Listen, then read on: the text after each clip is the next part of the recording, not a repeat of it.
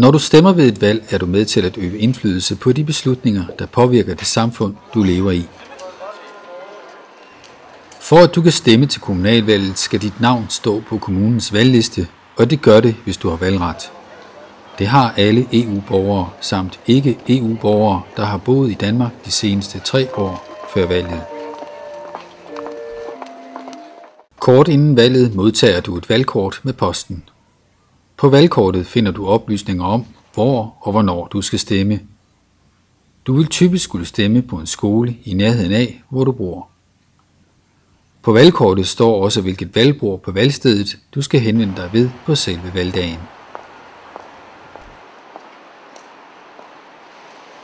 For at få udleveret din stemmeseddel på valgstedet, skal du møde personligt op og aflevere dit valgkort ved valgbordet. Her sikres det, at dit navn står på valglisten, altså at du er stemmeberettiget til valget. Har du mistet dit valgkort, kan du få udskrevet et nyt på valgstedet, hvis du medbringer sygesikringsbevis, kørekort eller pas. Når du har fået din stemmeseddel, bliver du vist hen til en stemmeboks, hvor du i ro og mag kan afgive din stemme.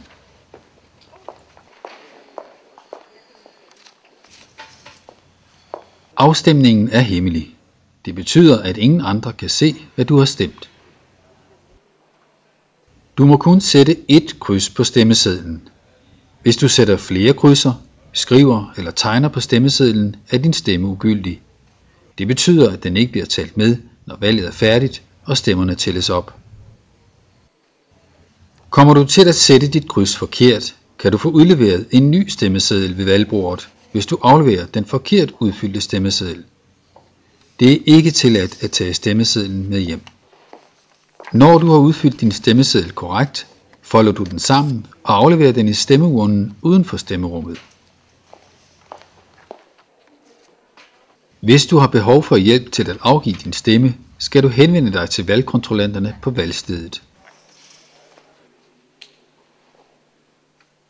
Hjælpen ydes af 2 valgkontrollanter, men du har mulighed for selv at tage en hjælper med, der sammen med en af valgkontrollanterne kan hjælpe dig med at stemme.